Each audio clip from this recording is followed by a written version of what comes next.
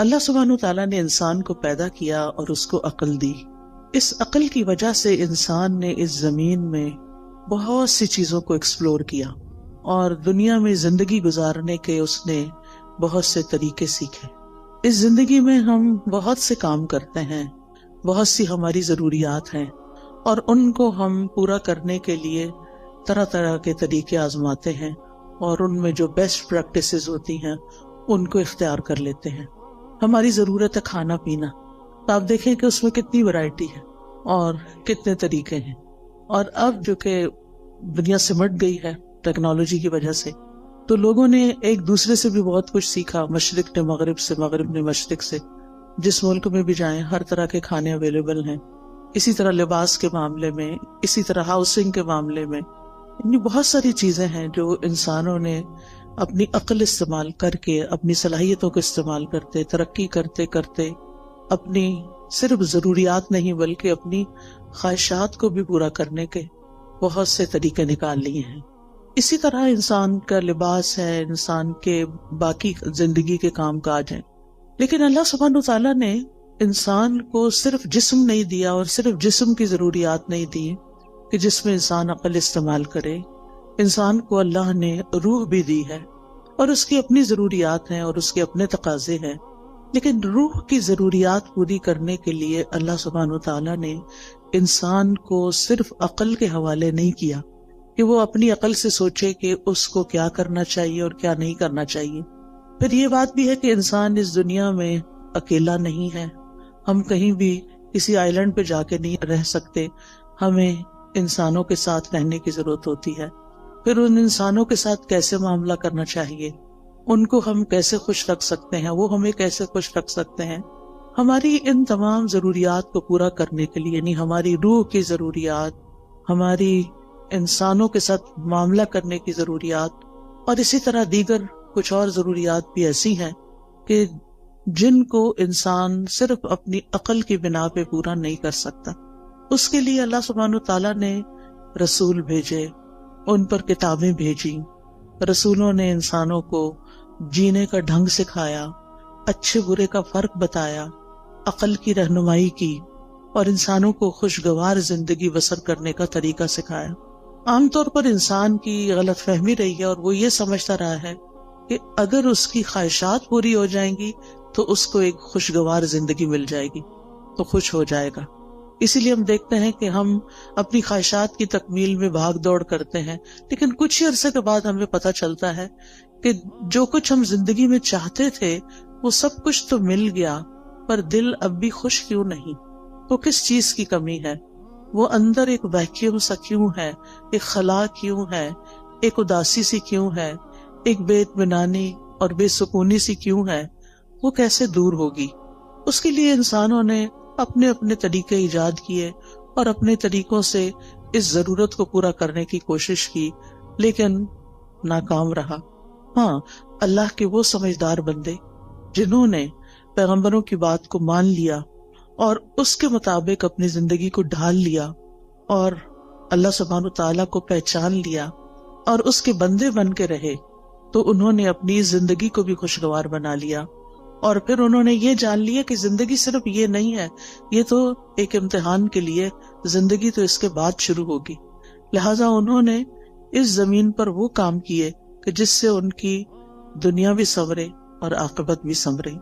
بہرحال آج میں کچھ وہ باتیں آپ سے کروں گی کہ جس سے آپ کو اس دنیا میں اچھی سی زندگی بسر کرنے کے کچھ اصول، کچھ ضابطے ہاتھ آئیں، تاکہ ہم یہاں بھی سکون سے زندگی بسر کر سکیں، اور بحیثیت مسلمان چونکہ ہمارا ایمان ہے کہ مرنے کے بعد ہم دوبارہ اٹھائے جائیں گے. جیسے اللہ تعالیٰ نے پہلی دفعہ پیدا کیا، اس کے لیے کچھ مشکل نہیں کہ وہ ہمیں دوبارہ بھی پیدا کر دے. یعنی دوبارہ کی زندگی کا ثبوت کیا ہے؟ پہلی دفعہ پیدا ہونا. یہ زندگی دلیل ہے اس بات پر کہ مرنے کے بعد ایک اور زندگی بھی ہو سکتی ہے، اور ہم سب دوبارہ اٹھائے جائیں گے. اور جب اٹھائے جائیں گے پھر اللہ تعالیٰ کے حضور پیش کیے جائیں گے، اور پھر ہمارے اعمال تولے جائیں گے، اور پھر اس کے مطابق ہمارا ٹھکانہ بنے گا. کچھ لوگ جنت میں جائیں گے، کچھ جہنم میں جائیں گے. جنت میں جانے والوں کے بھی درجات ہیں اور جہنم میں جانے والوں کے بھی درکات ہیں. عربی زبان میں درجہ کہتے ہیں جو اوپر کو چیز جاتی ہے، اور درک کہتے ہیں جو نیچے کو جاتی ہے۔ ان المنافقین فی الدرک الاسفل، یعنی سب سے نچلے گڑھے میں منافق ہوں گے۔ تو کچھ لوگ جنت میں جو جائیں گے، جنت میں بھی ان کے درجات ہوں گے۔ جنت کے بارے میں ایک روایت میں آتا ہے کہ اس کے 100 درجے، کچھ لوگ پہلے درجے پہ ہوں گے، کچھ 20ویں پہ ہوں گے، کچھ 30ویں پہ، اور کچھ آخری جنت الفردوس میں ہوں گے۔ اور یہ درجات کس بنا پر ہوں گے؟ قرآن مجید میں آتا ہے لِكُلٍّ دَرَجَاتٌ مِّمَّا عَمِلُوا، ہر ایک کے درجات ہیں اس کے مطابق جو انہوں نے عمل کیے، یعنی جیسے عمل ہوں گے، جتنے عمل ہوں گے، اس کے مطابق درجہ ملے گا۔ دنیا میں بھی انسان جیسے جتنی کمائی کرتا ہے، محنت کرتا ہے، کام کرتا ہے، اتنا مال اکٹھا کر لیتا ہے۔ عمل کا بھی یہی حال ہے، جتنا انسان عمل کرتا ہے، کوشش کرتا ہے، اور اس کے مطابق پھر آخرت کے درجات کما لیتا ہے۔ اب یہ ہماری اپنی چوائس ہے کہ ہم اپنے لیے کیا چاہتے ہیں۔ بہرحال خوشگوار زندگی بسر کرنے کا پہلا اصول یہی ہے جو قرآن نے ہمیں دیا ہے کہ انسان عمل صالح پر، نیک کاموں پر، خیر کے کاموں پر توجہ کرے اور ان کو بجا لانے کی کوشش کرے۔ اس میں ہم سورۃ النحل میں دیکھتے ہیں، آیت نمبر 97 ہے، من عمل صالحا من ذکر او انثى وهو مؤمن فلنحيينه حیاتا طیبہ وَلَنَجْزِيَنَّهُمْ أَجْرَهُمْ بِأَحْسَنِ مَا كَانُوا يَعْمَلُونَ۔ جو کوئی نیک عمل کرے گا، جو بھی کوئی اچھا کام کرے گا، خواہ مرد ہو یا عورت ہو، شرط یہ کہ وہ مومن ہو، وَهُوَ مُؤْمِنٌ فَلَنُحْيِيَنَّهُ حَيَاةً طَيِّبَةً، تو ہم اس کو ضرور عمدہ زندگی بسر کروائیں گے۔ حیات طیبہ، یہ آخرت کی بات نہیں ہو رہی، یہ دنیا کی بات ہو رہی ہے کہ دنیا میں بھی اس کو ایک اچھی پیور لائف ملے گی، صاف ستھری زندگی ملے گی، اور اس کا تعلق انسان کے ظاہر سے بھی ہے اور انسان کے دل سے بھی ہے۔ اور پھر اس کے بعد وَلَنَجْزِيَنَّهُمْ أَجْرَهُمْ، ان کو ان کے اعمال کا بدلہ بھی ضرور دیں گے، بِأَحْسَنِ مَا كَانُوا يَعْمَلُونَ، اس بہترین طریقے پر جو وہ عمل کرتے تھے، یعنی جس کوالٹی کا، جس درجے کا وہ عمل کرتے ہوں گے، اسی درجے کے مطابق ان کو وہاں بدلہ بھی دیا جائے گا۔ اس لیے ہمارا فوکس اس بات پر ہونا چاہیے کہ ہم اپنی زندگی میں نیک اعمال کی طرف متوجہ ہوں، لیکن نیک اعمال سے پہلے ایمان ضروری ہوتا ہے، یعنی ہمیں اپنے ایمان پر کام کرنے کی ضرورت ہے۔ وہ مؤمن شرط ہے، اگر ایمان نہیں ہے تو آپ دیکھیں اچھے کام تو دنیا میں ہر کوئی کم کوئی زیادہ اچھے کام کرتا ہے، بلکہ بہت سے نان مسلم ایسے ہیں جو شاید مسلمانوں سے بھی زیادہ اچھے کام کر رہے ہوں، انسانیت کی بھلائی کے کام کر رہے ہوں، لیکن وہ فائدہ نہیں دیتے جب تک کہ وہ اللہ کے لیے نہ کیے جائیں اور اللہ پر ایمان لا کر نہ کیے جائیں۔ ایون مسلمان بھی اگر کوئی اچھا کام کرتا ہے لیکن اللہ کے لیے نہیں کرتا تو اس کا فائدہ نہیں ہوتا اس کو۔ اگر وہ اپنا کام دکھاوے کے لیے کر رہا ہے، دوسروں کو خوش کرنے کے لیے کر رہا ہے، تو اس کا وہ فائدہ نہ ہوگا۔ لہذا پہلا کام کیا کرنا ہے ہمیں کہ ہمیں اپنے ایمان پر کام کرنا ہے۔ ہمیں دیکھنا ہے کہ ہمارا ایمان کس کس چیز سے بڑھتا ہے اور کس کس چیز سے بڑھے گا۔ لہذا بہت ضروری ہے کہ ہم وہ کام کریں جس سے ہمارا ایمان بڑھے۔ اس میں آپ دیکھیں کہ ہم میں سے ہر شخص اپنے دل کی کیفیت کو تو سمجھتا ہے، ہم میں سے ہر ایک کو پتا ہے کہ کس کام کے بعد میری اندر کی فیلنگز اچھی ہو جاتی ہیں، میری اللہ سے محبت بڑھ جاتی ہے، مجھے لوگوں سے کوئی شکوے شکایت نہیں رہتے، مجھے صبر کرنا آ جاتا ہے، مجھے شکر کرنا آ جاتا ہے، مجھے لوگوں کے رویوں سے بے نیازی آ جاتی ہے، دنیا کے غم ہلکے ہونے لگتے ہیں۔ وہ کون سی چیز ہے؟ اس راز کو پائیں۔ جس نے اس راز کو پا لیا وہ کامیاب ہو گیا، کیونکہ بہت سے لوگ بھٹکتے رہتے ہیں اندھیروں میں، سب کچھ جاننے کے باوجود بھی ان کو یہ نہیں پتا چلتا کہ ان کے دل کا چین، سکون، اطمینان، خوشی کس چیز میں ہے۔ سب کچھ ہوتے ہوئے بھی وہ پریشان کیوں رہتے ہیں، سب کچھ ہوتے ہوئے بھی کسی چیز کی کمی کا احساس کیوں رہتا ہے۔ لہٰذا ہم میں سے ہر ایک کو مختلف چیزیں ٹرائی کرنی چاہیے۔ تجربہ کرنا چاہیے. وہ کون سی بات ہے، وہ کون سا کلام ہے، وہ کون سی مجلس ہے، وہ کون سا انسان ہے، وہ کون سی محنت اور کوشش ہے کہ جس کے بعد مجھے ایک سیٹسفیکشن نصیب ہوتی ہے. اور جس چیز کے بعد آپ کو ملے اس چیز کو پھر دوبارہ دہرانا چاہیے. وہ قرآن مجید کا پڑھنا بھی ہو سکتا ہے، وہ اللہ کا ذکر بھی ہو سکتا ہے، وہ بندوں کی خدمت بھی ہو سکتی ہے. اگر یہ سارے کام اللہ کی خاطر ہو رہے ہوں، کسی کو دکھانے کے لیے نہ ہو رہے ہوں، وہ صدقہ خیرات بھی ہو سکتا ہے. نبی صلی اللہ علیہ وسلم نے فرمایا کہ تم آگ سے بچو خواہ کھجور کا ایک ٹکڑا، یعنی پوری کھجور بھی نہیں، بشق تمرہ. شق کہتے ہیں یعنی اگر جب اس کو دو حصوں میں توڑا جائے تو وہ ہر دو حصہ شق جانب، یعنی اس کا ایک پیس جو ہے کھجور کا ایک پیس، اندر تو گٹلی ہوتی. اگر وہ پوری کھجور بھی نہیں دے سکتے، آدھی کھجور دے کے بھی تم اس کو پا سکتے ہو، یعنی آگ سے بچ سکتے ہو. تو ایسا ضرور کرو. کہنے کا مطلب یہ ہے کہ ہم اپنی زندگی میں صرف اپنی خواہشات کی تکمیل نہ کریں، صرف اپنی خواہشات کے پیچھے نہ دوڑتے رہیں، بلکہ ان کاموں کے پیچھے جائیں خواہ ان میں محنت لگتی ہو، خواہ ان میں تکلیف ہوتی ہو، خواہ ان میں کچھ قربانی کرنی پڑتی ہو، لیکن اس کے نتیجے میں ہمیں سکون قلب حاصل ہوتا ہو. امام ابن تیمیہ نے کہا تھا کہ انسان کے لیے ایک جنت دنیا میں ہے اور ایک آخرت میں ہے. جو دنیا کی جنت میں داخل نہیں ہوا وہ آخرت کی جنت میں داخل نہیں ہو سکتا. وہ دنیا کی جنت کیا ہے؟ وہ دنیا کی جنت دل کا سکون ہے، دل کی راحت ہے، دل کی ٹھنڈک ہے، دل کا اطمینان ہے، دل کی خوشی ہے کہ جس سے انسان ہر طرح کے حالات میں ایک پرسکون انسان رہتا ہے. اس کے لیے ہر شخص کو خود محنت کرنا ہے، اور اصول میں نے آپ کو دے دیا کہ اس کی جو ہے وہ ایمان لا کر عمل صالح ہے، نیک عمل ہے. لیکن وہ نیک عمل کیا کیا ہے؟ ان کا علم حاصل کرنا ضروری ہے کہ کون کون سے کام اللہ تعالیٰ کو پسند ہیں. پھر اسی طرح آپ دیکھیے کہ دوسری چیز جو انسان کو خوشی دیتی ہے وہ انسانوں کے ساتھ احسان کا معاملہ ہے، چاہے زبان کے ساتھ چاہے کام کے ساتھ. یعنی جب آپ کسی کے ساتھ اچھا بول لیتے ہیں، صرف اس کے ساتھ نہیں جو آپ کے ساتھ اچھی طرح بات کرتا ہے، اس کے ساتھ بھی جو آپ سے اچھی طرح بات نہیں کرتا اور کبھی بھی نہیں کرتا. ہم میں سے ہر شخص کی زندگی میں کچھ لوگ ایسے ضرور ہوتے ہیں کہ ہم ان کے ساتھ اچھا کرتے بھی رہیں پھر بھی وہ ویسے ہی رہتے ہیں جیسے وہ ہوتے ہیں. لیکن ایسی جگہ پر جب انسان اپنی سیٹسفیکشن کے لیے اچھا کرتا ہے تو مزہ نہیں آتا، لیکن جب اللہ کے لیے کرتا ہے تو اس کا دل خوش ہو جاتا ہے کہ میں نے وہاں نیکی کی، میں نے اس کے ساتھ نیکی کی جس سے مجھے کوئی جواب نہیں ملنا.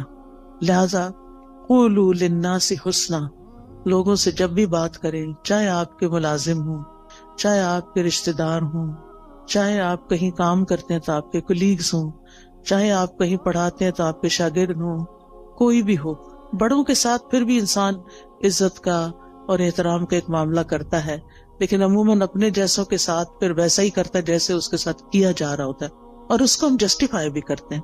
ہم یہ کہتے ہیں وہ بھی تو کرتا ہے نا، وہ بھی تو ایسے ہی کرتا ہے، ایسے کو تیسا ہی ہونا چاہیے. یہ اصول ہم نے خود بنا لیا، ایسے کو تیسا. یہ قرآن سے ٹکراتا ہے، ایسے کو تیسا نہیں. جو برا کرے ہمیں کیا تعلیم دی گئی ہے کہ ہم اس کے ساتھ اچھا کریں. ادفع باللتی ہی احسن، برائی کو اس طریقے سے دور کرو جو زیادہ اچھا طریقہ ہو. تو انسانوں کے ساتھ احسان بات کے ذریعے بھی، کوئی اچھی بات ان کو بتائیں، کوئی اچھا مشورہ دیں. اگر ان کو کوئی پریشانی ہے یا ان کو کسی بات میں کوئی مشکل پیش آئی ہوئی ہے تو ان کی اس مشکل کا حل تلاش کرنا. تو زبان کے ذریعے آپ کسی کو تسلی دے سکتے ہیں، کسی کا دل خوش کر سکتے ہیں، تو یہ احسان کا معاملہ ہے. اور دوسرا، عمل کے ساتھ، کام کے ساتھ، جن لوگوں کے ساتھ ہمارا دن رات کا انٹریکشن ہوتا ہے، ہمیں یہ معلوم ہوتا ہے کہ ان کی ضروریات کیا ہیں، ان کے وہ کون سے کام ہیں جو میں کر سکتی ہوں، میں کہاں ان کے کام آ سکتی ہوں. اور پھر جب آپ وہی کام کرتے ہیں تو آپ کو خاص خوشی نصیب ہوتی ہے.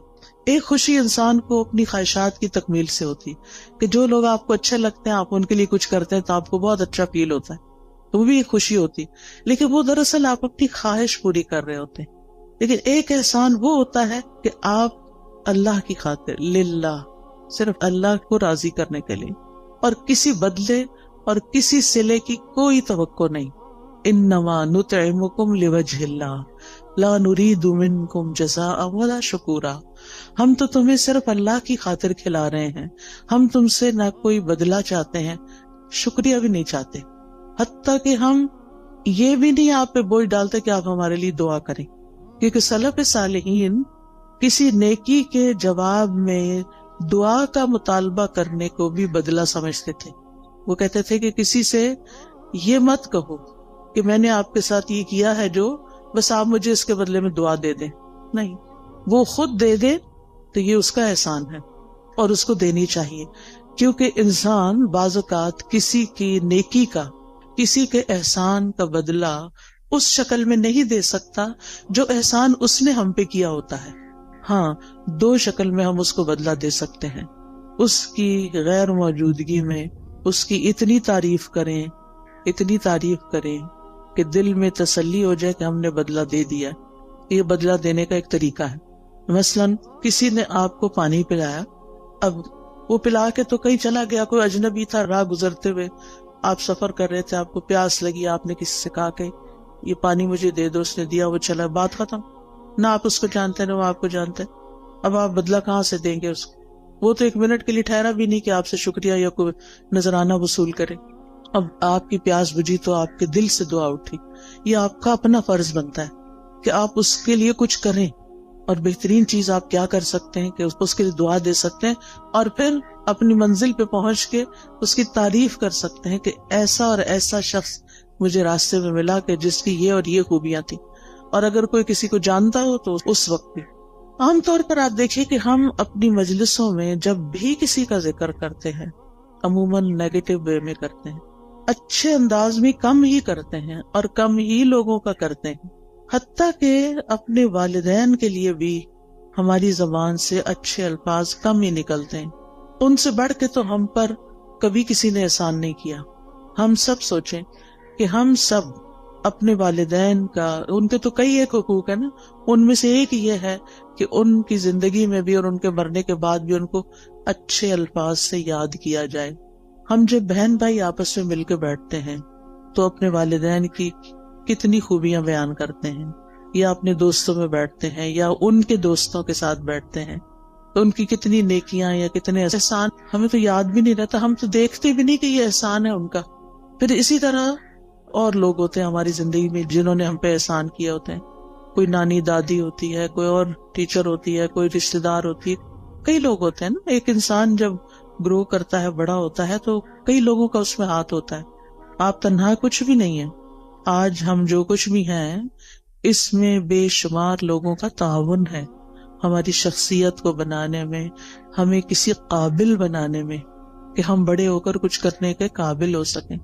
اس میں اس شخص کا بھی ہاتھ ہے جس نے بچپن میں ہمیں انگلی پکڑ کے چلنا سکھایا تھا، ہمیں دانت صاف کرنے سکھائے تھے. بعض اوقات وہ مدر ہوتی ہے، بعض اوقات وہ مدر کی کوئی ہیلپر ہوتی ہے. کتنے بے شمار لوگوں کا ہم پر احسان ہے. ہم سوچے کہ ہم نے اپنے محسنین میں سے کتنے محسنوں کو اچھے لفظوں میں کبھی یاد کیا. اور آپ دیکھیں کہ ہمارے منہ سے جو لفظ نکلتے ہیں نا، ان کا سب سے پہلے براہ راست امپیکٹ خود ہمارے اپنے اوپر پڑتا ہے. جب ہم اچھی بات کرتے ہیں تو اس کا اچھا اثر خود اپنے اوپر پڑتا ہے، آپ اپنا دل خوش ہوتا ہے. اور جب ہم کسی کی بری بات کرتے ہیں یا سنتے ہیں تو اس کا برا اثر آپ کے اپنے اوپر بھی پڑتا ہے. یہ ہو نہیں سکتا کہ آپ اس سے پھر بچ جائیں، کہ آپ کسی کو کچھ سنا دیں، اور سے کوئی شخص کسی کو کوئی گالیاں دے رہا ہے تو یہ تو نہیں ہوتا کہ وہ اٹھا کے صرف اس پہ کچھ پھینک رہا ہے، وہ اپنے آپ کو اپنے کانوں کے ذریعے اپنے دل پہ بھی پھینک رہا ہے. تو ان احسنتم احسنتم لانفسکم، اگر تم اچھا کرو گے تو اپنی ذات کے لیے اچھا کرو گے. انسان جب اچھا کرتا ہے اپنے ہی لیے اچھا کرتا ہے. اسی طرح خوشگوار زندگی بسر کرنے کے لیے بڑا ضروری ہوتا ہے، ایک اچھی زندگی بسر کرنے کے لیے، کہ انسان کسی اچھے کام میں مصروف رہے. ایک تو وہ کام ہوتے ہیں نا جو ہمیں کرنے پڑ جاتے ہیں، جو مجبوری سے ہم کرتے ہیں، ہمارے اوپر وہ ڈال دیے جاتے ہیں. مثلاً آپ بیٹی ہیں، گھر میں رہتی ہیں، تو آپ کی والدہ نے آپ کو کچھ کام کہہ دیے کہ یہ تم نے کرنے، جیسے ہم اپنے بچوں کے ساتھ کرتے ہیں، کچھ کام بیٹے کے ذمہ، کچھ بیٹی کے ذمہ، کچھ وہ تو کرنا ہی ہے کہ آپ کا فرض بنتا ہے کہ آپ جس گھر میں رہتے ہیں، جہاں سے آپ سارے فائدے اٹھاتے ہیں، وہاں آپ پے بیک بھی کریں، کچھ نہ کچھ واپس لوٹائیں، کچھ نہ کچھ اس گھر کی خیر خواہی کریں. لیکن یہ کافی نہیں ہے، یہ تو فرض کے درجے میں ہے نا. جو احسان ہوتا ہے نا وہ فرض سے آگے کی چیز ہوتی ہے، ٹھیک ہے نا. مثلاً حدیث سے جبریل میں احسان کی تعریف کیا کی گئی ہے؟ ان تعبد اللہ کأنک تراہ. اب اس میں آپ دیکھیں 2 حصے ہیں. ان تعبد اللہ ایک حصہ ہے جو ہم سب کرتے ہیں، کأنک تراہ دوسرا حصہ جو احسان کا درجہ ہے. اگر آپ یہ نہیں کرتے کأنک تراہ تو آپ صرف عبادت کریں، فرض پورا کریں، ہو گیا. لیکن احسان کے درجے کو نہیں آپ پہنچے. احسان کے درجے کو وہ پہنچتا ہے جو اسے خوبصورت انداز میں نبھاتا ہے. تو اس میں آپ دیکھیے کہ ہم سب اپنی زندگی میں کوئی نہ کوئی ایسا مقصد رکھیں، کوئی نہ کوئی ایسی چیز کریں جو ہمارے روزمرہ کے فرائض سے آگے کی چیز ہو. اس میں ہم کوئی علم سیکھنے کی بات کر سکتے ہیں، کوئی سکھانے کی کر سکتے ہیں، کوئی ایسا ہنر اللہ نے آپ کو دیا ہے کہ جس سے آپ خلق خدا کو کوئی فائدہ پہنچا سکتے ہیں. اور جو لوگ اپنی جوانی میں مصروف زندگی گزارنا سیکھ لیتے ہیں، اپنے وقت کو لغو اور فضول بیکار باتوں سے بچا کر اچھے کاموں میں لگاتے ہیں، ان کا بڑھاپا بڑا خوشگوار ہوتا ہے. میں نے مختلف لوگوں کے بڑھاپے دیکھے ہیں، کچھ کے انتہائی مزریبل کہ رو رو کے انہوں نے وقت کاٹا زندگی کا آخری، اور کچھ کا انتہائی خوشگوار، جن میں سے الحمدللہ میری اپنی والدہ محترمہ تھی. ہم 12 بہن بھائی تھے، انہوں نے 13 بچے جنم دیے، 13واں فوت ہو گیا تھا، لیکن 12 انہوں نے پال کے جوان بڑے کیے اور ان کی تربیت کی، اور وہ ساری زندگی انتہائی مصروف رہی انہی بچوں کی پیدائش اور پرورش اور تعلیم اور شادی اور ان سب چیزوں میں. لیکن اللہ سبحانہ وتعالیٰ نے ان کو کچھ لمبی زندگی دے دی کہ جب وہ 60s کے بعد ان سب کے فرائض سے فارغ ہوئی تو انہوں نے نئے سرے سے تعلیم حاصل کرنا شروع کر دی. انہوں نے باقاعدہ داخلہ لے کے الہدیٰ میں تعلیم القرآن میں کورس کرنا شروع کیا، نوٹس بنانے شروع کیے، ٹیسٹ دینے شروع کیے. اسٹوڈنٹس کے ساتھ اتنے ہمبل طریقے سے بیٹھتی تھی کہ جیسے وہ بھی ایک اسٹوڈنٹ ہے، یونیفارم پہنتی تھی، اور بچیوں کے ساتھ ایسی دوستی رکھی ہوئی تھی جیسے کسی اپنے ہم عمر کے ساتھ ہوتی. بے شمار بچیاں ان سے مشورے لیتی، کوئی کچھ بات کرتی، کوئی کچھ، یعنی سب کی وہ نانی اماں تھی. اور پھر ایک دفعہ کورس ختم ہوا، پھر دوبارہ شروع کر دیا، پھر تجوید کورس میں داخلہ لے لیا. تجوید کورس کے لیولز ہوتے ہیں، پھر وہ اگلے لیول میں لے لیے، حتیٰ کہ ایک تجوید کا لیول کا آفٹرنون میں 1 ویک کورس شروع ہوا، اس میں بھی داخلہ لے لی. اب وہ صبح 8 بجے سے آئی بھی ہوتی تھی اور پھر میرے گھر پہ آرام کرتی، اور پھر وہ شام کا کورس اٹینڈ کر کے 70s میں تھی جب ان کی وفات ہوئی، 78 ایئرس کی تھی وہ. اور اس کے باوجود وہ کسی دن اپنی کلاس مس نہیں کرتے. وہ بہن بھائیوں میں سے جو ملنے جاتا وہ کہتا آپ آرام کریں، آپ کیوں اپنے آپ کو تکلیف دیتے. لیکن وہ صبح سویرے وہ اپنے کام پہ پہنچی ہوتی تھی. اور جس دن وہ بیمار ہوئی ہیں اس سے ایک دن پہلے بھی وہ اپنی کلاس میں آئی ہیں اور اپنا سارا دن وہاں پورا کیا ہے، اور شام کو کسی کو ملنے کے لیے بھی گئی ہیں. اور پھر اگلے دن صبح اٹھی ہیں تو ان کو تکلیف شروع ہوئی ہے، جس میں ان کی ڈیتھ 2-3 دن کے بعد ہو گئی. اور نہ ان کی زبان پہ کسی کا شکوہ، نہ کسی سے گلہ، نہ کسی سے کوئی توقع، کون میرے پاس آتا ہے اور کون نہیں. اور اگر ہم جاتے بھی تھے نا، جیسے بہن بھائی ماشاءاللہ ایک کے بعد ایک، تو تھوڑی دیر بات چیت کرتی تھی، وہ کہتے اچھا میری ذرا سورت رہتی ہے، ہر روز سورت بقرہ پوری پڑھنی. پھر آل عمران بھی شروع کر دی کہ جب پتا چلا کہ 2 سورتیں قیامت کے دن 2 بادلوں کی شکل میں ہوں. اور پھر اپنے ہاتھ سے ڈیلی الہدیٰ میں صدقہ کرنا. الحمدللہ ان کے بعد بھی اب تک ہم نے وہ سلسلہ جاری رکھا ہوا ہے کہ جس طرح وہ خود آ کے ہر روز سیدھی جا کے صدقہ کرتی ہیں، بھیجتی کہ جا کے ڈال کے آئیں. تو الحمدللہ تو جو عادتیں انسان ڈال لیتا نا اپنے اندر کسی نہ کسی کام کی مصروفیت رکھنے کی. ٹھیک ہے، اگر آپ کے اس وقت بچوں کی وجہ سے بہت مصروفیت ہے، آپ ریگولر 4 دن کا کورس جوائن نہیں کر سکتے، فل ٹائم نہیں کر سکتے، آپ ہفتے میں 1 دن کر لیں. آپ باقاعدہ طالب علم بنیں، آپ پڑھیں، سبق یاد کریں، ٹیسٹ کریں، تب آپ کو پتا چلے گا آپ کہاں کھڑے ہیں. اس پڑھنے میں اور صرف ایک لسنر کے طور پہ سن کے اٹھ کے بلا دینے میں بہت بڑا فرق ہے. جب آپ باقاعدہ طالب علم بنتے ہیں، اور طالب علم کے تو اجر ہی بہت بڑا ہے کہ جو شخص علم کے راستے پہ چلا وہ جنت کے راستے پہ چلا. تو چاہے ہفتہ بار کلاس لیں، چاہے ڈیلی لیں، چاہے صبح کی لیں، چاہے شام کی لیں، چاہے رات کی لیں، چاہے آن لائن لیں، یعنی کوئی طریقہ اپنے لیے ضرور سوچیں. یا پھر اگر آپ نے سب کچھ کر لیا اور آپ ون سبھی وہ کرتے ہیں اور پھر بھی ٹائم ہے تو خدمت خلق، سوشل ورک کا کوئی نہ کوئی کام ضرور کریں. غریب لوگوں سے جا کے ملیں، کچی بستیوں میں جائیں، جو ان پڑھ لوگ ہیں ان کو پڑھائیں، جو ضرورت مند ہیں ان کی ضروریات پوری کریں. نہیں، آپ کے آس پاس بہت سے لوگوں کی آپ خدمت کر سکتے. تو جو کسی کے ساتھ احسان کا معاملہ کرتا ہے وہ احسان واپس اس پہ لوٹ کے آتا ہے، یعنی واپس آپ کی طرف ہی آئے گا.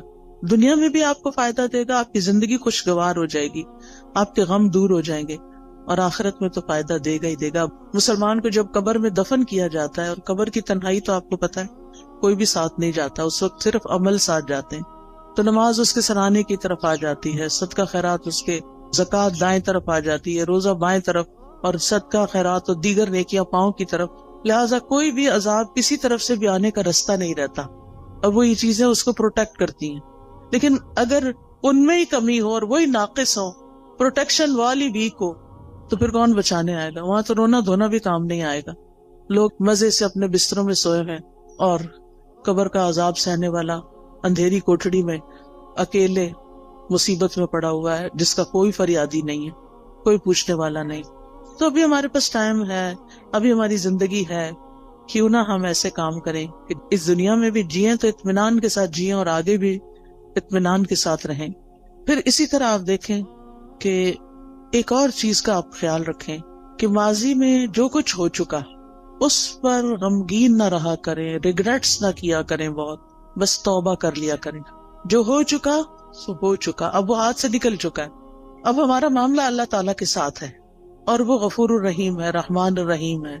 لہٰذا اس سے ہم اچھا حسن ظن رکھتے ہیں کہ وہ ہمیں معاف کر دے گا. لہٰذا جتنی بھی غلطیاں جو جانتے ہیں جو نہیں جانتے، ان سب پر ہم توبہ کرتے رہیں، استغفار کرتے رہیں، لیکن غم نہ کریں. کیونکہ بعضوں کے شیطان انسان کو غمگین رکھتا ہے. وہ کیا چاہتا ہے کہ انسان اسی طرح الجھتا رہے اپنے غموں میں اور کچھ نہ کرے. تو آپ نے اس کے پھندے میں نہیں آنا.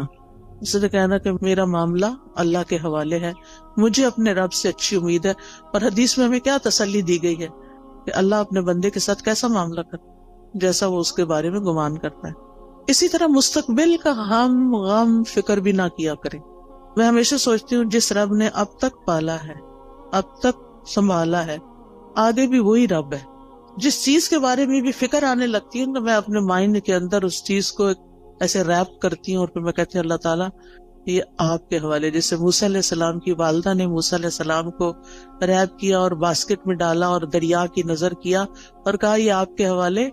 ایسے ہی امیجنیشن میں جو چیز بچوں کے بارے میں فکر ہے تو ان کو بھی اسی طرح ریپ کر کے اللہ کے حوالے کر دیا کروں.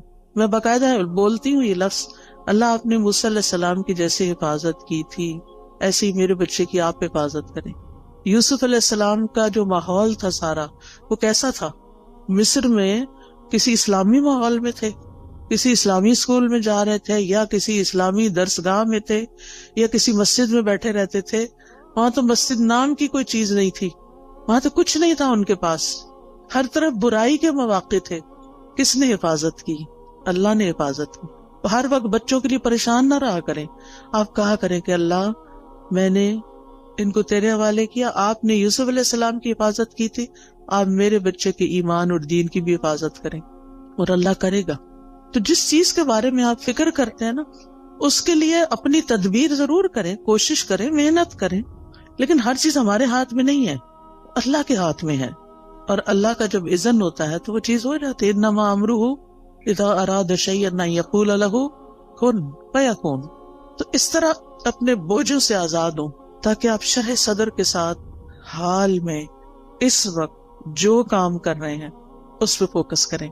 مثلا میں اگر اس وقت پڑھا رہی ہوں، کچھ سکھا رہی ہوں، اور میں غم لگا کے بیٹھی بھی ہوں کسی اور چیز کا، تو میں کوالٹی نہیں دے سکتی. آپ اگر یہاں بیٹھے ہوئے اور سوچ رہے ہیں کوئی گھر میں مسئلے کا، تو آپ کا آدھا دل ادھر ہے آدھا ادھر ہے، آپ ڈیوائیڈڈ ہیں، آپ انجوائے نہیں کر سکتے. اس وقت آپ سب کچھ چھوڑ کے آئے ہیں، ریلیکس ہو جائیں، سکون سے بیٹھیں، اطمینان سے سنیں، اپنے لیے کچھ پک کریں، یاد رکھیں، ساتھ لے کے جائیں. اور اس کے مطابق زندگی بسر کریں تاکہ یہاں آنے کا کچھ فائدہ ہو آپ کو. تو اپنے سارے خیالات کو کیا کرنا ہے, اکٹھا کر کے اس نقطے پہ فوکس کرنا ہے جو آپ اس وقت کام کر رہے ہیں. پھر ایک اور چیز جو دلوں کو بڑا اطمینان دیتی ہے اور وہ ہے اللہ کا ذکر.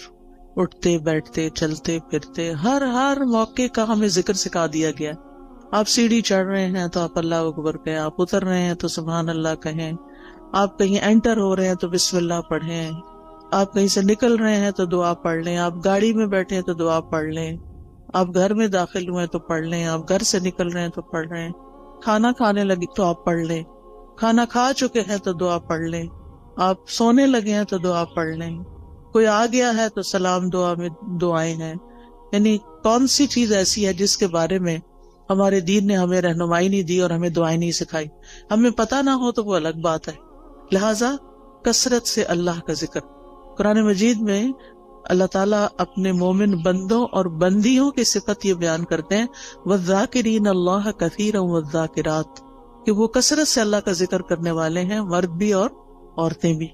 اور اس کے علاوہ فارغ اوقات میں ڈرائیو کر رہے ہیں, آپ گھر کے کام کاج کر رہے ہیں, کھانا پکا رہے ہیں, لانڈری کر رہے ہیں, کلیننگ کر رہے ہیں, کچھ بھی کر رہے ہیں, آپ کی زبان اللہ کے ذکر سے تر رہے, کیونکہ اللہ تعالیٰ کا وعدہ ہے الا بذکر اللہ تطمئن القلوب.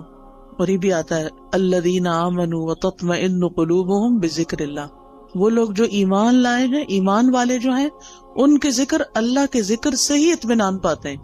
اگر ذکر کچھ لوگ کہتے ہیں ذکر بھی کرتے پہ چین نہیں آ رہا, پھر اپنے ایمان پہ کام کریں, کیونکہ اللہ تعالیٰ نے ایمان والوں کی تو یہی صفت بیان کی کہ ان کو اللہ کے ذکر سے چین آ جاتا ہے, ان پہ یہ دوائی کام کر جاتی ہے. اور اگر آپ پر یہ دوائی کام نہیں کر رہی تو پھر دوائی کا قصور نہیں ہے, کچھ مشکل آپ کے اندر ہے, کیونکہ ذکر تیر بہدف نسخہ ہے. تیر بہدف کا مطلب ہوتا ہے نشانے پہ جا کے لگتا ہے, جس قسم کی آپ کو تکلیف ہو اس کا علاج ہے. پھر اسی طرح اپنی روز مرہ کی گفتگو میں اللہ کی نعمتوں کا ذکر شروع کر دیں, اللہ کی نعمتوں کو دیکھنا شروع کریں, چھوٹی چھوٹی باتوں پر شکر ادا کریں. مثلاً آپ واش روم میں جاتے ہیں, ٹیپ کھولتے ہیں, گرم پانی آتا ہے, صرف ہاتھ دھو کے وضو کر کے نہا کے باہر نہ نکلیں, بلکہ کیا کریں, دل ہی دل میں, ادھر اللہ کا ذکر تو نہیں ہم نے کرنا ہوتا واش روم میں کھڑے ہو کر, دل ہی دل میں کریں شکر ہے, شکر, لفظ شکر منہ سے نکالتے جائیں. شکر کا لفظ بولنا تو واش روم میں منع نہیں, شکر ہے, شکر ہے, شکر ہے. اسی طرح کوئی بھی اور چیز جو آپ کے گھر میں اللہ نے آپ کو سہولت دی ہوئی, مثلاً سردی ہے اور اللہ نے آپ کو ہیٹر جیسی نعمت دی ہوئی ہے, آن کرتے ہوئے آف کرتے ہوئے اللہ تیرا شکر ہے تو نے یہ نعمت دے رکھی ہے. کتنے ہی لوگ ایسے ہیں جن کے پاس یہ نعمت نہیں ہے, کتنے ہی لوگ ہیں جن کے پاس پورا لباس بھی نہیں ہے, ان کے پاس آپ جیسی رضائی بھی نہیں ہے, ان کے پاس جوتے بھی نہیں ہیں, جرابیں بھی نہیں ہیں, پورا کھانا بھی نہیں ہے. ہمیں تو سردی لگتی ہے, کہتے ہیں چائے کا کپ پی لو سردی ختم ہو جائے گی, یہ فلاں حلوہ کھا لو, فلاں کتنی سوغاتیں ہم نے بنائی ہوئی ہیں سردیوں کی اپنی سردی کو دور کرنے کے لیے. کیسی کیسی نعمتیں اللہ نے دی ہیں. یعنی صرف کھانے کی حد تک تھوڑی رہتے ہیں ہم سب کہیں نہ کہیں سے کچھ نہ کچھ بچا کے کر کے ہم اپنے لیے کچھ نہ کچھ ایکسٹرا بنا لیتے ہیں.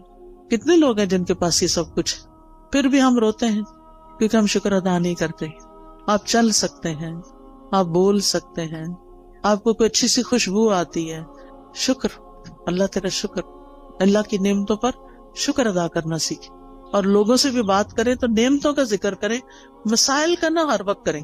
مشکل پتہ کیا ہے, ہم صرف مسائل کو ڈسکس کرتے ہیں, یہ مسئلہ پیش آ گیا, وہ مسئلہ پیش آ گیا, یہ مسئلہ حل نہیں ہوا, وہ مسئلہ حل نہیں. شوہر گھر آئے گا تو مسائل کی پٹاری کھل جائے گی, بچوں سے ملاقات ہوگی تو مسائل ہیں, کیوں ہر وقت مسائل کی باتیں کریں.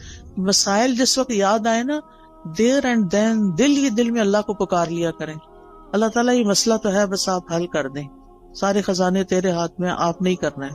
اور واقعی ہم نے خود تو کرنا نہیں ہوتا, کوشش ضرور کریں, لیکن بندوں کے پاس حال کوئی نہیں ہے. بندے آپ کی طرح یا آپ سے بھی زیادہ کمزور ہوتے ہیں. جن بندوں پہ ہم ریلائے کر رہے ہوتے ہیں وہ بعض اوقات ہم سے بھی کمزور ہوتے ہیں. اسی لیے اللہ تعالیٰ نے قرآن مجید میں ایک مثال دی ہے. اللہ کے سوا جنہوں نے اور سہارے بنا رکھے ہیں, اولیاء بنا رکھے ہیں, مددگار سمجھ رکھے ہیں, ان کی مثال مکڑی کی طرح ہے جو ایک گھر بناتی ہے، اور گھروں میں سب سے کمزور گھر مکڑی کا ہوتا ہے. اگر مثال کے طور پر کہیں مکڑی کا جالا لگا ہوا ہے اور آپ ذرا سلپ ہونے لگے، پکڑے ذرا جالے کو، سہارا دے گا آپ کو؟ نہیں، کمزور ہے وہ جالا.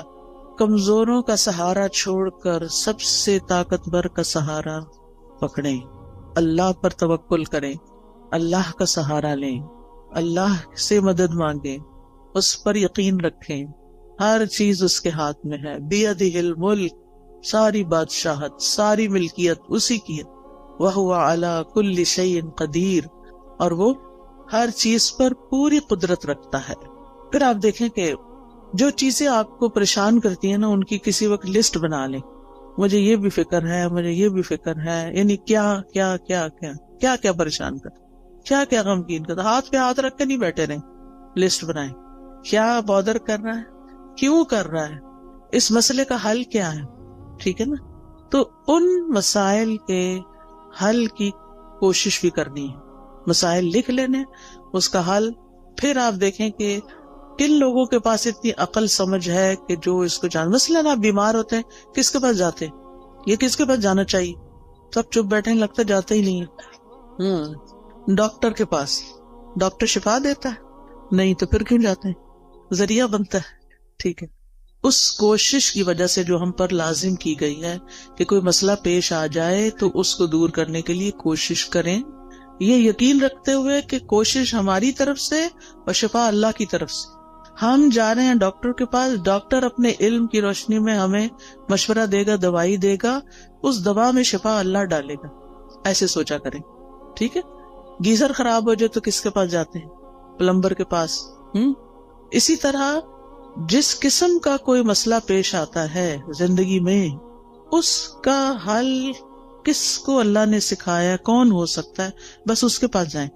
ہر ایک کے سامنے. یہ نہیں کہ دوست کا فون آیا تو اس کو کہانی سنا، آج گیزر خراب ہو گیا تھا، پھر ٹھنڈا پانی تھا، پھر یہ ہو گیا. وہ کتنا وقت اپنا بھی ضائع کر اس کو بھی بیزار کیا. وہ کیا کر سکتی ہے اپنے گھر میں بیٹھی ہوئی آپ کے گیزر کے لیے؟ ہاں، یہ ہو سکتا ہے. آپ کو نہیں پتا کسی اچھے پلمبر یا کسی اچھے کام کرنے والے، آپ اسے یہ کہہ سکتی آج یہ مسئلہ پیش آیا ہے، تمہارے علم میں کوئی ہے جو یہ مسئلہ حل کر سکے؟ اگر ہے تو ٹھیک، ورنہ آگے چلو، کوئی اور بات کرو. ہم یعنی عقل کا ثبوت نہیں تھا. ہر بات ہر ایک سے نہیں کرنی ہوتی. ہم سمجھتے ہیں جو سامنے آ گیا، جو مل گیا، اس کو ہم اپنی کہانی سنا دیں گے کہ مسئلہ حل ہو جائے گا. ایسا نہیں ہوتا مسئلہ حل. پھر اگر وہ حل نہیں کرتا یا ہم اگر اسے غلط توقع، غلطی ہماری، غلط توقع ہم نے رکھی، پھر اگر مسئلہ حل نہیں ہوا تو پھر ہمیں اس سے شکوہ ہو جاتا ہے، پھر ہم اس سے ناراض ہو جاتے ہیں. اس نے تو میرے لیے کچھ کیا ہی نہیں. بھئی وہ بیچارہ کر ہی نہیں سکتا تھا، غلطی تو آپ کی کہ آپ نے اس کو پکڑا. ٹھیک ہے. اور ویسے بھی جب تک مسئلہ حل نہیں ہوتا نا، تو اپنے آپ کو تسلی دینے کے لیے سوچا کریں کہ مجھ سے بھی زیادہ بہت سے لوگ ایسے ہیں جن کے اس سے بھی زیادہ مسائل ہیں. کوئی بیماری آ گئی، اللہ نہ کرے، اس میں آپ کیسے پرسکون رہ سکتے ہیں؟ ان سب کا سوچیں جو اس بیماری میں مبتلا ہیں، بلکہ اس سے بھی ورس کنڈیشن ہے. تو آپ اللہ کا شکر ادا کرنے لگ جائیں کہ شکر ہے میں اس طرح کے مسئلے میں نہیں ہوں، اور اللہ نے مجھے وہ ساری سہولتیں دی ہیں کہ میرا علاج ہو سکتا ہے. کتنے لوگ ہیں جو اپنا علاج کرا سکتے ہیں، اور کتنے لوگ ہیں جن کو اچھے ڈاکٹرز مل سکتے ہیں. لہٰذا نعمتوں کا ذکر کرتے رہیں اور غموں کا ازالے کی کوشش میں لگے رہیں. پھر اسی طرح ماضی کے ایسے واقعات، ایسے حادثات جنہوں نے آپ کی زندگی کو، کچھ انسانوں کے ساتھ آپ کا معاملہ گڑبڑ ہوا، کچھ اور اس طرح کے گریوینسز ہیں، ان کو نا کہیں کھود کی زمین میں دفنا دے سب کو. وہ پنجابی میں کہتے ہیں نا مٹی پاؤ، ان پہ لٹرلی مٹی ڈالیں. آپ نا اپنے امیجنیشن سے کام لیا کریں کہ آپ امیجنیشن میں گڑھا کھود رہے ہیں اور پھر اس میں وہ سارا مسئلہ ڈال کے، اوپر مٹی ڈال کے دفن کر دیا اور بلا دیا، بس ختم. کوئی بات بھی کرے تو کہیں الماضی لا یذکر. عربی میں ایک محاورہ ہے، الماضی لا یذکر. ایک شخص کے بارے میں آتا ہے کہ اگر کوئی اس کو تکلیف دیتا یا کسی کے ساتھ اس کا کوئی ایسا معاملہ ہو جاتا اور پھر وہ شخص شرمندہ ہو کے اس کے پاس آتا کہ مجھے معاف کر دو، میں نے فلاں وقت میں تمہارے ساتھ ایسا کیا، تو وہ یہی بولتا الماضی لا یذکر. ماضی کی باتیں نہیں دہراتے، جو ہو گیا ہو گیا، ذکر نہیں کروں. کہتے ہیں وہ فوت ہو گیا اور کسی کو خواب میں آیا کہ اللہ نے تمہارے ساتھ کیا معاملہ کیا، تو کہتا کہ الماضی لا یذکر، میرے بھی پچھلے سارے گناہ معاف کر دیے. تو انسان ہے نا، انسانوں سے ہمیں تکلیف پہنچ جاتی ہے، لیکن ہم نے رہنا بھی ان کے ساتھ ہوتا. تو پچھلی باتوں کا نہ کھوتے کو ریتے رہا کریں اور دعا کیا کریں اللہ میرے ذہن سے نکال دے یہ باتیں. بعض اوقات یہ ہوتا ہے کہ شادی کے موقع پر کوئی مسہب ہو جاتا ہے، شوہر کی طرف سے ایسی تکلیف پہنچتی ہے یا کسی اور کی طرف سے یا کبھی بچوں کی طرف سے بھی، اور وہ ہرٹ کرتی ہے باقاعدہ. ان سب کو نکال دے زندگی سے ایز اف ہوئی نہیں. پھر ایک بڑی خوبصورت دعا ہے نبی صلی اللہ علیہ وسلم کی جو زندگی کو خوبصورت بنانے کے لیے فائدہ مند ہے. اللہم اصلح لی دینی الذی هو عصمت امری واصلح لی دنیای التی فیہا معاشی واصلح لی آخرتی التی فیہا معادی واجعل الحیات زیادۃ لی فی کل خیر واجعل الموت راحۃ لی من کل شر. یہ دعا زبانی یاد کر لیں اور اس کو دن میں کم از کم ایک دفعہ تو ضرور پڑھا کریں. ساری چیزیں ٹھیک ہو جائیں گی. اس میں دین، دنیا، آخرت، ہر چیز کو ٹھیک کرنے کی بات ہے.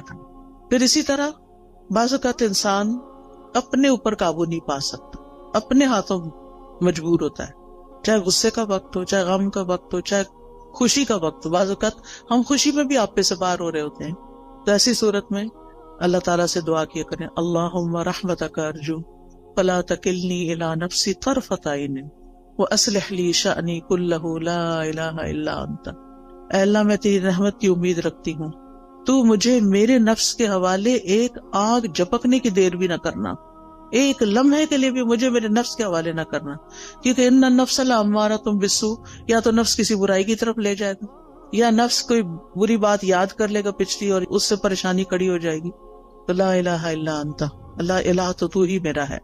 تو انشاءاللہ یہ دعائیں دل کو مضبوط کرتی ہیں، اور پھر جب دل مضبوط ہو جاتا ہے تو اللہ پہ توکل بڑھ جاتا ہے، اور جو اللہ پہ توکل کرتا ہے اللہ اس سے کافی ہو جاتا ہے. وَمَن يَتَوَكَّلْ عَلَى اللَّهِ فَهُوَ حَسْبُهُ، جو اللہ پہ توکل کرتا ہے اللہ اس کا کام بنا دیتا ہے. پھر اسی طرح یہ ہے کہ اپنی زندگی میں اچھے لوگوں کے حالات زندگی پڑھا کریں، صحابہ کے بارے میں، صحابیات کے بارے میں، نبی صلی اللہ علیہ وسلم کی سیرت، قصص القرآن، کیسے ان لوگوں نے صبر کیا، کیسے زندگیاں گزاری، نیک لوگوں کے حالات، علماء کے حالات، محدثین کے، مفسرین کے، فقہاء کے، جنہوں نے کچھ کام کیے ہیں زندگی میں. آپ کو اس سے بہت خوشی ملے گی. ایسی کتابیں ہیں. جب میں یہاں پڑھتی تھی تو بہت لائبریریاں تھیں. دیال سنگھ لائبریری تھی، آئی ڈونٹ نو ابھی ہے یا نہیں. پھر اسی طرح یہ کلب روڈ پہ لائبریری تھی، میں اس میں بھی جایا کرتی تھی، مال پہ جو کلب روڈ پہ لائبریری. پھر اسی طرح یونیورسٹیز کی لائبریری، کالجز کی لائبریریز اور جگہوں پہ لائبریری. تو آپ ایسی کتابیں لا کے بھی پڑھ کے واپس کر سکتے ہیں، ورنہ ہی کہ اب تو نیٹ پہ ہر چیز اویلیبل ہے. ایسے لیکچرز اردو اور انگلش میں موجود ہیں جو حیات صحابہ اور صحابیات اور علماء امت کے بارے میں، مسلم ہیروز کے بارے میں موجود ہیں، ان کو سنیں. اس سے یہ ہے کہ آپ کی زندگی صراط مستقیم پہ آئے گی، کیونکہ ہم ہر روز کہتے ہیں اہدنا الصراط المستقیم صراط الذین انعمت علیہم غیر المغضوب علیہم ولا الضالین. تو انشاءاللہ ان لوگوں کی زندگی میں آپ کو بڑی بڑی رہنمائیاں ملیں گی. پھر اسی طرح یہ ہے کہ زندگی میں اعتدال بڑا ضروری ہے. خوشی میں اعتدال، غم میں اعتدال، محبت میں اعتدال، نفرت میں اعتدال، ہر چیز میں توازن اور اعتدال. پھر اسی طرح لوگوں کے رحم و کرم پہ خود کو نہیں چھوڑنا کہ انہوں نے کچھ کہہ دیا تو آپ پریشان ہو گئے، انہوں نے کوئی تعریف کر دی تو آپ خوش ہو گئے. خوشی لوگوں میں نہیں ڈھونڈے، خوشی اپنے اندر ڈھونڈے. within yourself. آپ لوگوں کی مرضی پہ جینا نہ شروع کریں، اللہ کی مرضی پہ جئیں. اب لوگ ایسا لباس چاہتے ہیں تو ہم ویسے بن جائیں. کیوں بن جائیں؟ میرا رب تو کچھ اور چاہتا ہے، لوگ کچھ اور چاہتے ہیں. میں نے تو لوٹ کے رب کے پاس جانا ہے، میں کیوں لوگوں کو خوش کرتی رہوں؟ مجھے تو اپنے رب کو خوش کرنا ہے. اور اسی طرح تمام معاملوں میں. پھر آپ دیکھیے کہ جب آپ کوئی بھی ایسی چیز کریں گے یعنی جو رب کی مرضی کے مطابق ہوگی، رب کی مدد سے ہوگی، رب کی خاطر ہوگی، تو اس چیز میں برکت بہت ہو جائے گی. للہ و باللہ و علی اللہ، اللہ کے لیے، اللہ کی مدد سے اور اللہ پہ بھروسہ کرتے ہوئے. اور پھر یہ کہ اپنے اوپر ناجائز بوجھ نہ ڈالا کریں. مومن اپنے آپ کو ذلیل نہیں کرتا، ایسے فتنوں اور ایسے کاموں میں نہیں پڑتا کہ جن کا وہ بوجھ نہ اٹھا سکے. لہذا جذبات میں آ کے ایسے کام مت شروع کر دے کہ جن کو آپ 2 دن کر کے پھر تھک جائے اور کہ آپ میں نہیں کر سکتے. جو بھی کام شروع کرے بیبی سٹیپ لیں، چھوٹا چھوٹا کریں، پھر آگے بڑھتے جائیں. ورنہ بڑا بھی کام کرنا ہے نا، 1000 میل کا بھی سفر طے کرنا ہے تو 1 قدم سے شروع کریں. اور پھر پہنچ جائیں گے آپ اپنی منزل کو. لیکن زندگی میں چلتے رہیں, کچھ کرتے رہیں. اللہ تعالیٰ ہمیں اس کی توفیق عطا فرمائے. وآخر دعوانا ان الحمدللہ رب العالمین. تو آپ میں سے اگر کوئی کچھ بات کرنا چاہتا ہے تو یو آر موسٹ ویلکم. السلام علیکم استاد جی. وعلیکم السلام. میں پوچھنا چاہتی ہوں کہ آپ جو دعائیں ہمیں بتاتی ہیں, سکھاتی ہیں, تو یہ ہمیں کہاں سے ملے گی؟ ہم یاد کرنا چاہتے ہیں. جی 2 چیزیں ہیں. اچھا سوال کیا آپ نے, سب کا بھلا ہو جائے گا. مجھے نہیں معلوم یہاں کوئی اسٹال لگا ہوا یا نہیں, لیکن قرآنی اور مسنون دعائیں جو ہیں اور ایاک نستعین, اس کے اندر یہ دعائیں ہیں. اسی طرح اگر آپ کے پاس آئی فون یا اینڈرائیڈ ہے تو اس میں ایپ ہے دعائیں کے نام سے. آپ اگر الہدا انٹرنیشنل ٹائپ کریں نا سرچ میں جا کے, جہاں سے ایپس نکلتی ہیں, تو وہاں الہدا انٹرنیشنل ٹائپ کریں تو وہاں جتنی بھی ایپس ہم نے بنائی ہیں وہ ساری آ جائیں گی. اس میں قرآنی اور مسنون دعاؤں کی ایپ الگ بھی آ جائے گی, سونے جاگنے کی بھی آ جائے گی, اور ایک دعائیں کے نام سے ساری دعاؤں کو اکٹھا کر دیا گیا, وہ بھی آ جائے گی. وہ آپ ڈاؤن لوڈ کر لیں اپنے فون پر, اور جب آپ کا دل چاہے اس کو مارک کر لیں, بک مارک لگا لیں اور اپنی دعائیں پڑھتے رہیں. ٹھیک, اس میں فیوریٹ کا نشان بھی لگا سکتے ہیں. دعائیں تو بے شمار ہیں, جو مجھے ملی سب ڈلواتی گئی. یعنی اس میں یہ کوشش کی کہ کوئی چیز رہے نہیں, جو علم میں آئے وہ رہے نہیں, وہ جمع ہو جائے بس, تاکہ سب کچھ اللہ سے مانگ لیں. خود تو آتا نہیں نا, تو جو رسول اللہ صلی اللہ علیہ وسلم نے مانگی یا نیک لوگوں نے مانگی, ہم بھی وہ مانگ لیں اپنے لیے. تو اس ایپ کو میں بہت انجوائے کرتی ہوں. بس ایسے اوپر کرتے جاؤ اور پڑھتے جاؤ اور دعائیں مانگتے جاؤ اور مانگتے جاؤ. عمرے کی صحیح ختم ہو جاتی ہے, وہ دعائیں ختم نہیں ہوتی, اتنی دعائیں ہیں اس میں الحمدللہ. تو وہ آپ ایپ ڈاؤن لوڈ کر لیجیے. ٹھیک ہے, اور کوئی؟ السلام علیکم. وعلیکم السلام. میرا ایک سوال ہے کہ ابھی آپ نے اچھے طریقے سے بتایا کہ ہماری پرابلمز ہیں, ہماری مشکلات ہیں, اور ان کو ہم نے ڈیل کیسے کرنا ہے. تو آپ گائیڈ کریں پلیز کہ اس وقت جو ہمارے یوتھ ہیں اور اسلام کی جو اس وقت شکل ہے دنیا میں, اس کو ہم کس طرح بہتر طور پہ کر سکتے ہیں, کیونکہ ہم سب مائیں ہیں, ہماری کوشش ہوتی ہے کہ ہم اپنے بچوں کو دین سے محبت اور دین کا جو ابھی آپ نے عقیدہ بتایا وہ ان میں آنا چاہیے. تو تھوڑا سا گائیڈ کریں پلیز, ہم کس طرح اپنے بچوں کو اس فتنوں آپ دیکھیں کہ بچوں کی تربیت کے لیے بہت ساری چیزیں ہیں, بہت سے میرے لیکچرز بھی اس پہ ہیں, لیکن ایک چیز یاد رکھیے, جو ان سے کروانا ہے وہ خود نمونہ پیش کریں. اگر ہم خود کر کے وہ دکھائیں گے ان کو, تو وہ بھی یقین کے ساتھ اس کو کریں گے, اور انشاءاللہ ہمارے کہنے میں بھی وزن ہوگا اور برکت ہوگی, اور انشاءاللہ وہ آگے بڑھ کے کریں گے. ہمیں سے ہر شخص اپنا اور اپنے سے آس پاس کے 10 لوگوں کا ذمہ لے لے کہ ان کی زندگیوں کو قرآن و سنت کے مطابق کرنا ہے, تو آپ دیکھیں کہ بہت جلدی امیج ٹھیک ہو سکتا ہے انشاءاللہ. اس میں کوئی ایسی چیز ہمارے پاس چھو منتر بالکل نہیں ہے کہ جس سے کچھ ہوگا. لانگ ٹرم کام کرنا پڑے گا.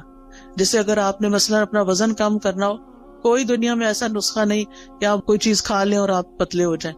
لمبے عرصے میں کام کر کے اپنا امیج ٹھیک کرنا پڑتا ہے. جی آپ کچھ کہنا چاہیں؟ میں قرآن کی خود بھی تعلیم حاصل کرنی چاہیے.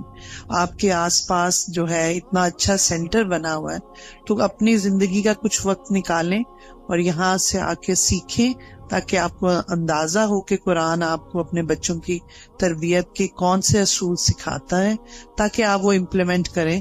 تو اس کے لیے پہلے علم کا ہونا ضروری ہے. تو یہ پاس ہی آپ کا سینٹر ہے, اس میں ضرور بالکل کوئی آ کے پراپر اس کا انٹروڈکشن کروا دے, کہاں پر ہے. جی السلام علیکم ورحمۃ اللہ وبرکاتہ. جی یہ ہمارا جو سینٹر بنا ہوا ہے, اس میں آفٹرنون بچوں کی کلاسز ہو رہی ہیں, پورے 5 دن ہو رہی ہیں. تو ہم نے فری پک اینڈ ڈراپ بھی دیا ہوا ہے, تو اس میں آپ بچوں کو لائیں.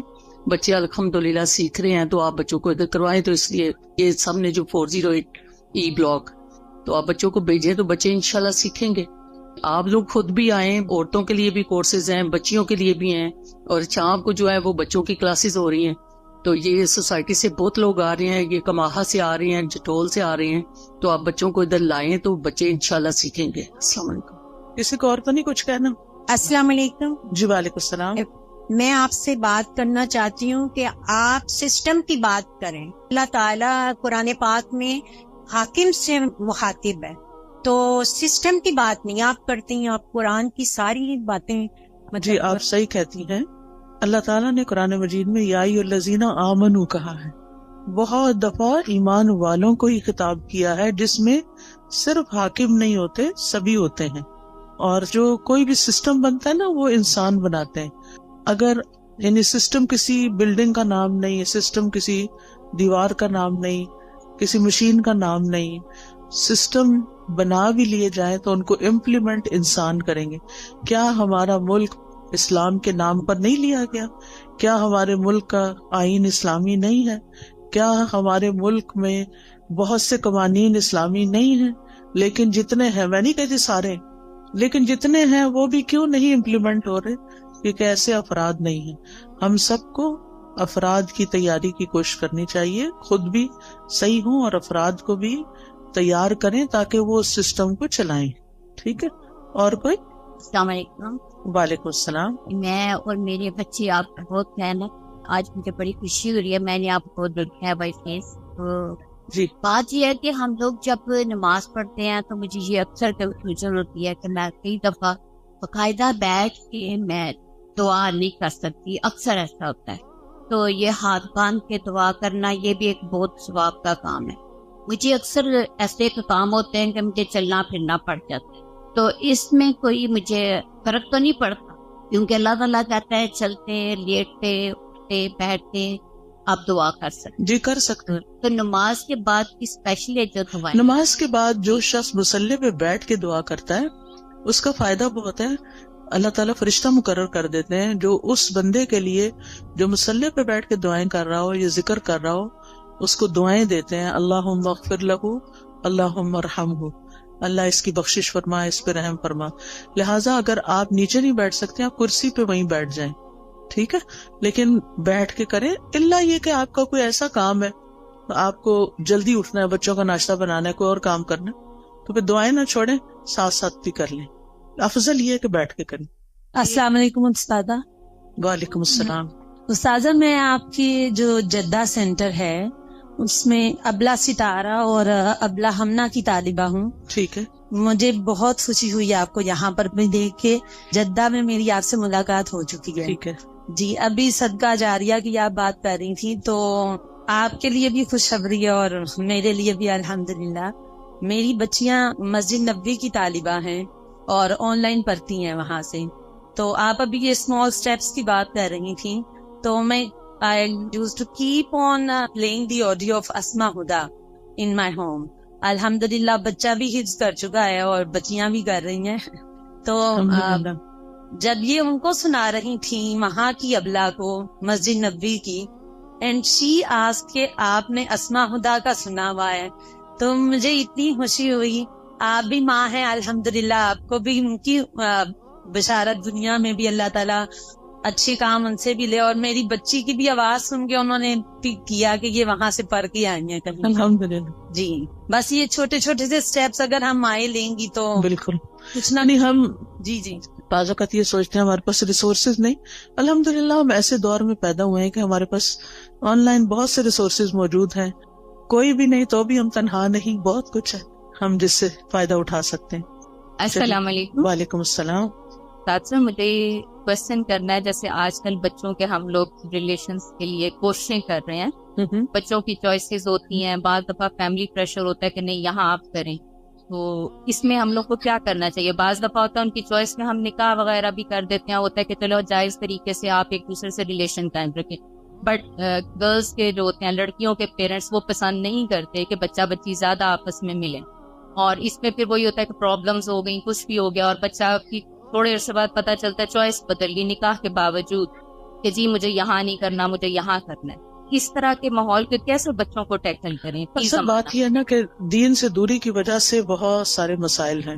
اللہ کا تقوی نہیں ہے, اللہ کا خوف نہیں ہے, زندگی کو فن بنایا ہوا ہے. اللہ تعالیٰ سمجھ دے بس. جزاکم اللہ خیرن. چونکہ اب میں اس سے زیادہ آگے گئی تو آپ کی نماز لیٹ ہو جائے گی, آپ کو گھر پہنچ کے مغرب وقت پر پڑھنی چاہیے, کیونکہ ان الصلاۃ کانت علی المؤمنین کتابا موقوتا, نماز مومنوں پر وقت کی پابندی کے ساتھ فرض کی گئی ہے, تو اس کا اہتمام کیجیے.